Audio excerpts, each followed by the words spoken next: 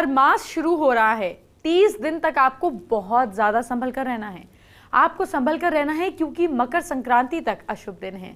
अगर आपने कोई गलती की तो पछताना पड़ सकता है, लेकिन मैं हूं ना, आपको हर तरह से बचाने की पूरी संभव कोशिश करूंगी। आज आपको बताऊंगी खरमास में क्या करें क्या ना करें।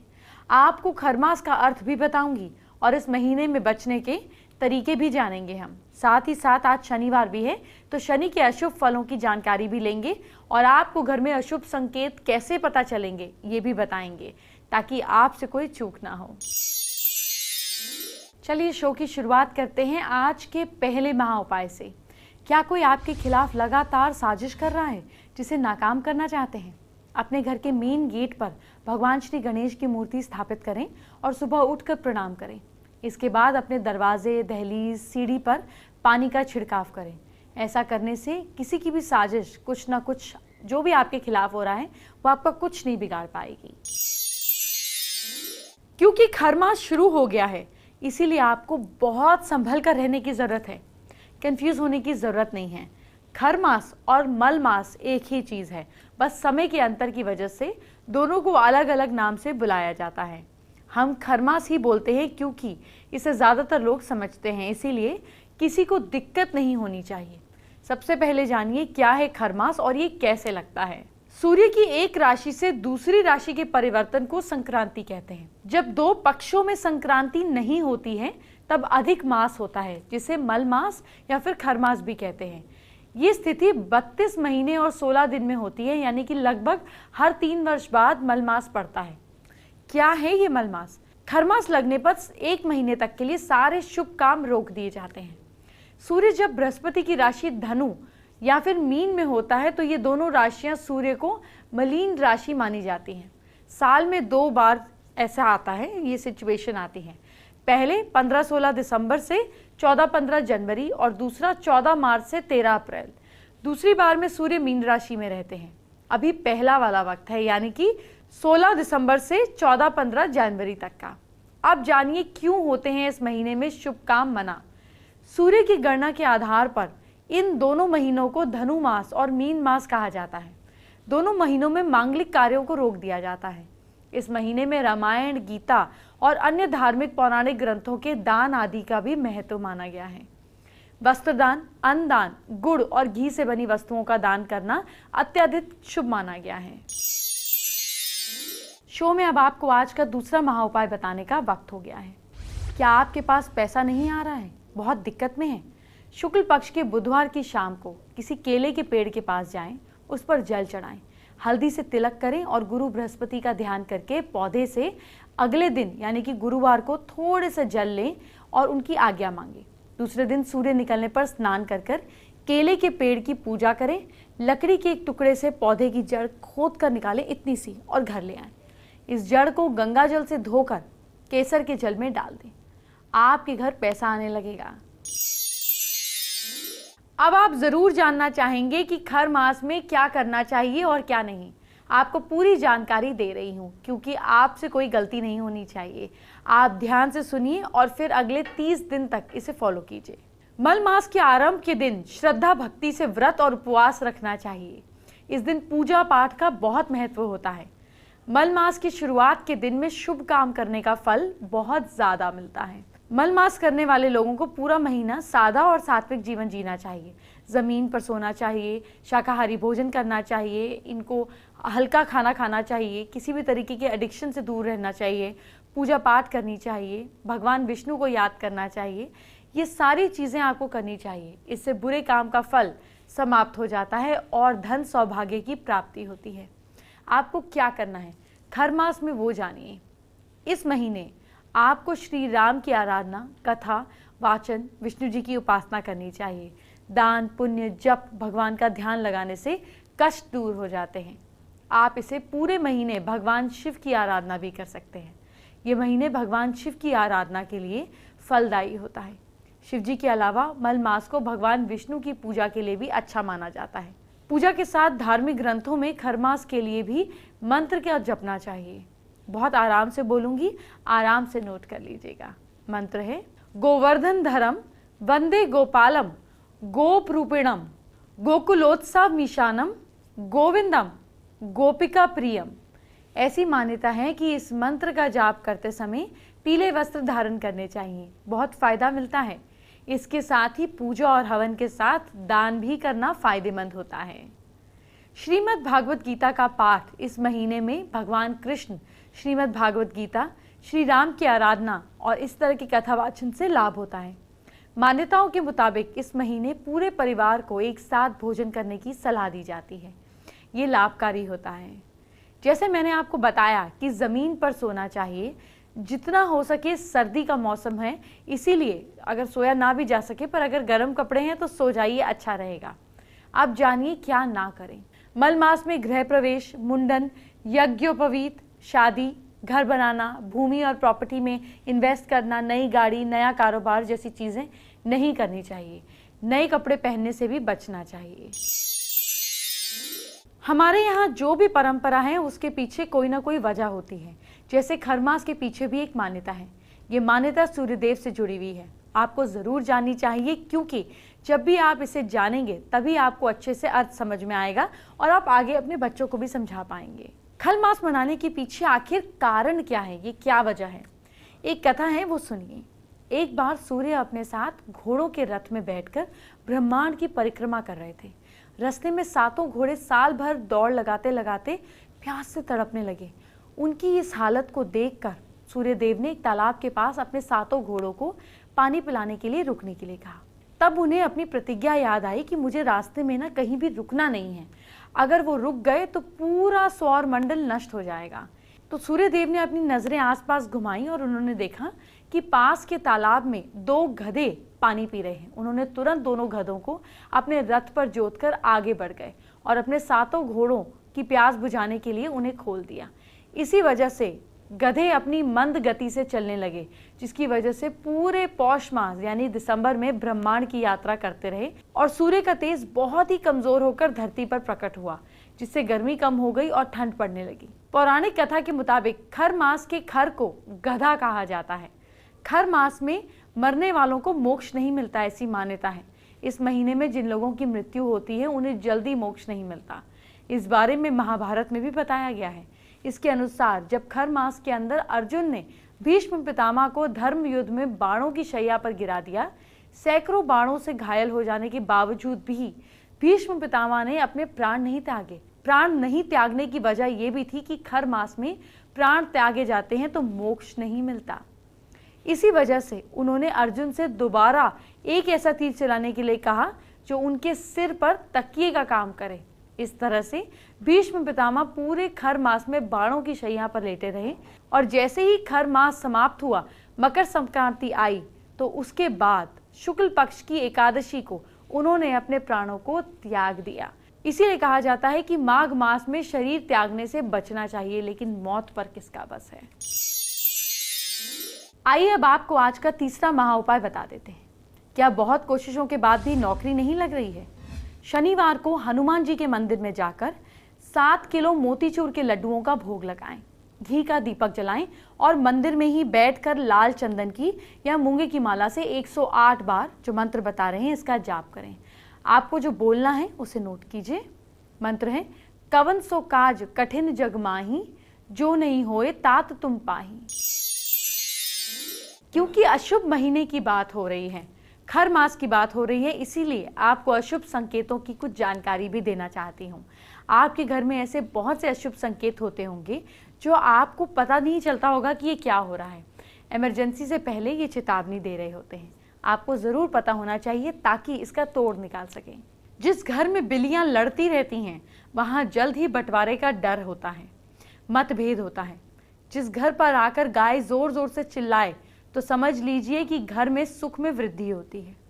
घर के सामने कोई डॉग घर की ओर मुंह करके रोए तो घर में कोई विपत्ति आने वाली होती है या फिर किसी के साथ कुछ बुरा होने वाला होता है।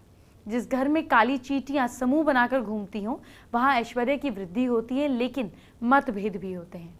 घर में कबूतरों का वास शुभ होता है। घर में मकड़ी के जाले नहीं होने चाहिए, ये अशुभ होते हैं।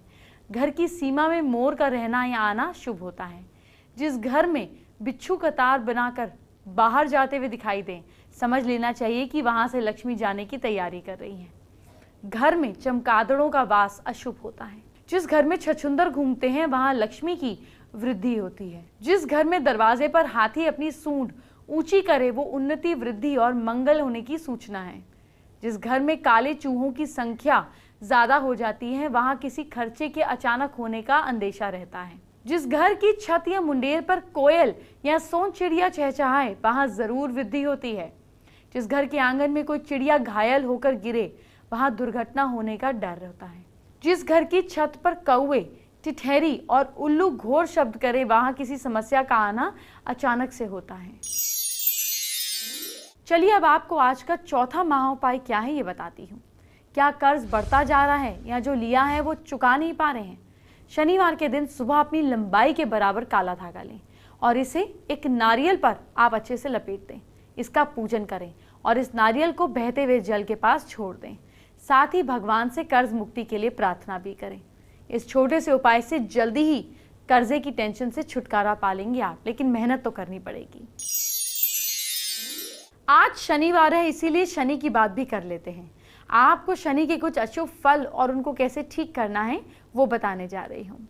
शनि के अशुभ फल कारोबार, नौकरी में या शुभ कामों में बाधाएं आ जाना, मानसिक अशांति होना, पारिवारिक अशांति होना, धन बचाने में कमी होना, परेशानी की यात्राएं होना, दोस्तों से मतभेद होना, संतान संबंधित चिंताएं होना, सट्टे में नुकसान होना, दुश्मनों से परेशानी होना, मुकदमाबाजी, लाभ और मान में बाधा, धन आना रुकना, खर्चे का योग ज्यादा होना, नुकसान होना, कर्ज में डूबना, ग्रहों की अशुभता को दूर करने के लिए उनसे संबंधित मंत्रों का जाप करने से सफलता मिलती है। शनिवार के दिन शनि की पूजा विशेष रूप से की जाती है। इस दिन कोई नया काम शुरू नहीं करना चाहिए। शनिवार को अखंड नारियल प्रवाहित करने से शांति मिलती है। हर शनिवार को हनुमान चालीसा का पाठ करना और शनिदेव के दर्शन करना, तेल चढ़ाने से शनिदेव प्रसन्न होते हैं। बाकी बातें आगे करेंगे, लेकिन अभी पहले आपको सर्दियों से जुड़ी ब्यूटी टिप दे देती हूँ। तो विंटर सीजन है, ऑब्वियसली इस समय सर्द हवाएं चल रही हैं और जैसे जैसे आगे मौसम बढ़ता जाएगा और ज़्यादा ठंड होने के चांसेस बढ़ जाते हैं। ऐसे केसेस के अंदर आपके हाथों की स्किन, आपके पैरों की स्किन, आपकी बॉडी की स्किन और साथ ही साथ आपके फेस की स्किन को भी बहुत ज़्यादा नरिशमेंट की ज़रूरत रहती है।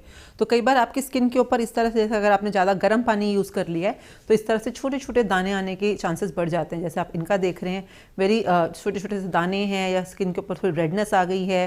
तो ये इसलिए क्योंकि गर्म पानी ज़्यादा फेस पे लगाने से स्किन पे बॉयल्स आने की इस समय टेंडेंसी बढ़ गई है। तो ऐसे केसेस में आप घर पे ही कैसे ट्रीट कर सकते हैं अपनी स्किन को? सबसे ज़्यादा जो ज़रूरी होता है जैसे खाने पीने में, जैसे कि I must say almond is the best nourisher for your skin. बादाम खाने के लिए ही नहीं, इवन लगाने के लिए भी। आप अगर सपोज डेली 10 बादाम खाते हैं, चाहे भिगो के चाहे बिना भिगोए, चाहे आप दूध में डाल के खा सकते हैं, आप हलवे में डाल के खा सकते हैं, जिस भी तरह से, पर 10 बादाम खाने से आपकी स्किन के अंदर, बॉडी के अंदर से ही ऑयल जो है वो प्रॉपर क्वांटिटी में प्रोड्यूस होना शुरू हो जाता है। जितना कि आपको चाहिए बस उतना ही, 10 बादाम सिर्फ उतना ही देगा, ना एक्स्ट्रा ना कम। तो बादाम को बिल्कुल अपने पास रखिए और उसको यूज़ कीजिए विंटर सीजन के अंदर। इसके अलावा एक और बहुत ही इजीली अवेलेबल चीज़ होती है हमारे घरों के अंदर, वो होता है सरसों का तेल। सरसों का तेल, चाहे वो कच्ची घनी का तेल हो, ये जो ऑयल होता है ये रिच और बहुत ज़्यादा कहते हैं ना हाई कंसिस्टेंसी का ऑयल होता है। तो लोगों ने फैशन के अनुसार आगे आगे बढ़ते हुए इसको यूज़ करना छोड़ दिया है, बट आई स्टिल रिकमेंड, अगर आप नहाने से पहले पूरी बॉडी पे थोड़ा सा सरसों के तेल की मालिश कर दें या अपने नेवल के अंदर एक ड्रॉप सरसों का तेल लगाकर छोड़ दें तो पूरा दिन आपकी बॉडी बिल्कुल सपल बनी रहती है। तो ऐसी स्किन के लिए बिल्कुल कहते हैं लो बजट और ऑलमोस्ट नेग्लिजिबल बजट का काइंड ऑफ ये ब्यूटी थेरेपी है, जो कि बेसिकली सरसों का तेल। इसके अलावा घर पे ही जो इजीली अवेलेबल है वो वैसलीन, पेट्रोलियम जेली भी बहुत इजीली मिल जाती है। तो जहाँ जहाँ पे ड्राइनेस ज़्यादा है वहाँ पे पेट्रोलियम जेली यूज़ कीजिए और रात को लगाकर छोड़ने के लिए बेस्ट चीज़ है ये, क्योंकि रात को जब आप सोए होते हैं तब आपकी स्किन को सबसे ज़्यादा नरिशमेंट की ज़रूरत होती है। तो you can use this petroleum jelly as well. जिनकी स्किन बहुत ऑयली है या बहुत ज़्यादा पिंपल प्रोन स्किन है, ऐसी स्किन के लिए मार्केट में बहुत इजीली अवेलेबल जैसे एलोवेरा जेल्स हैं। आप चाहें तो घर पे भी निकाल सकते हैं अपने एलोवेरा के प्लांट से आप प्रॉपर एलोवेरा जेल निकाल सकते हैं, रेडीमेड ले सकते हैं, पर aloe vera gel is very good for winter season. इसके अलावा मार्केट में कोको बटर, लाइक किसी भी ब्रांड का आप ले सकते हैं। कोको बटर का आप मॉइस्चराइजर भी ले सकते हैं, क्रीम भी ले सकते हैं। Cocoa butter is very good for winter season and आपके फेस के और हाथों पैरों की स्किन को मुलायम बनाने के लिए बहुत काम आता है ये।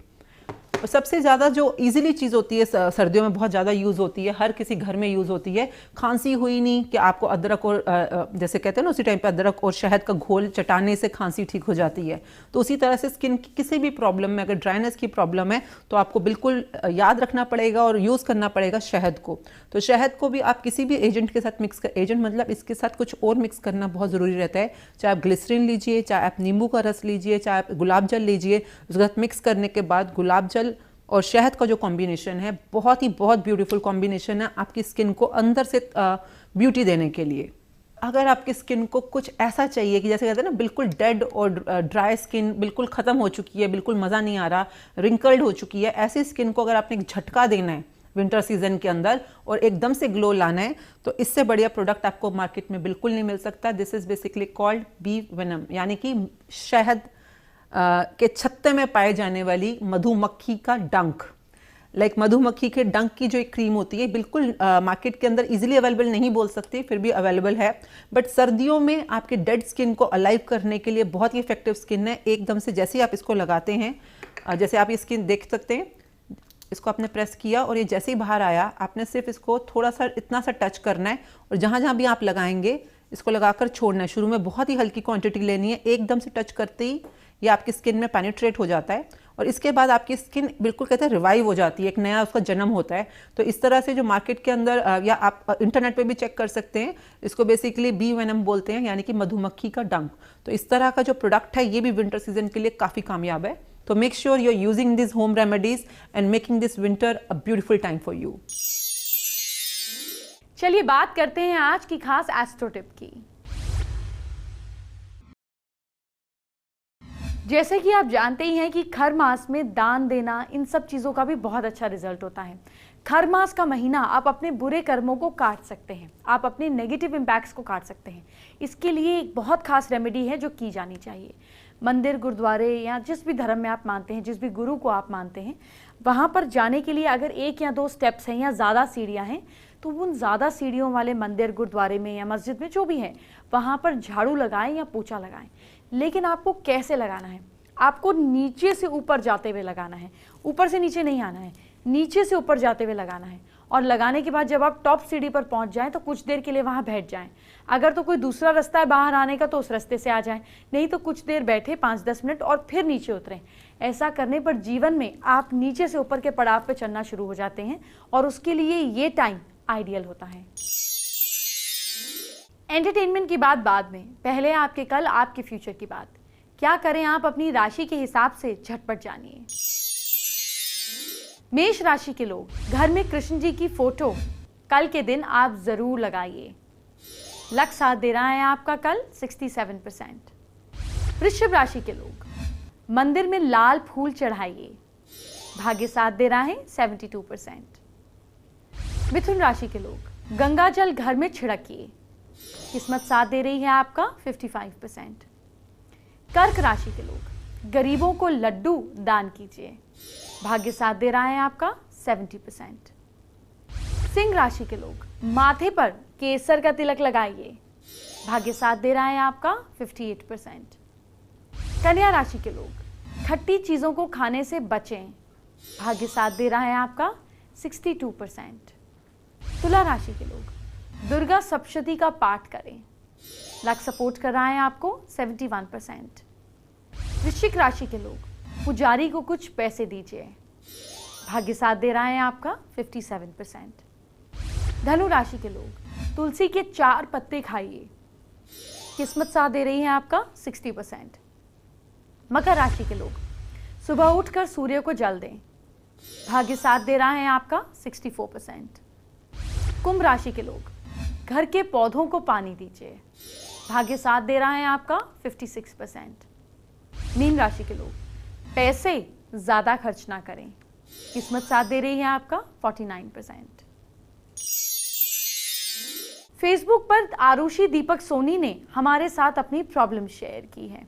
आरुषि ये जानना चाहती हैं कि उनके हस्बैंड जो हैं दीपक सोनी, उनकी अपनी शॉप कब तक ओपन हो जाएगी, उसके उपाय जानना चाहती हैं। अगर अपना शॉप खोलना चाहती हैं, अपना शॉप नहीं किसी फॉर्म में खुल पा रहा है या कोई प्रॉब्लम आ रही है, तो वेस्ट डायरेक्शन में आप जिस करंट शॉप में काम करती हैं उसकी एक छोटी सी फोटो हिडन वे में लगा दीजिए और उसके पीछे चांदी का एक सिक्का चिपका दीजिए। अगर आपके लिए सही होगा तो ईश्वर आपकी शॉप जल्दी खोल देंगे। आइए अब जानते हैं आज का 5वां और आखिरी महा उपाय। क्या आपकी मनोकामना पूरी नहीं हो रही है? नए सूती लाल कपड़े में जटा वाला नारियल बांधकर बहते जल में प्रवाहित करने से भी मनोकामनाएं पूरी हो जाती हैं। परसों सोमवती अमावस्या है, बहुत जरूरी दिन है। इसकी तैयारी आपको कल ही कराऊंगी और कल काजल लगाकर शो दिखाएंगे।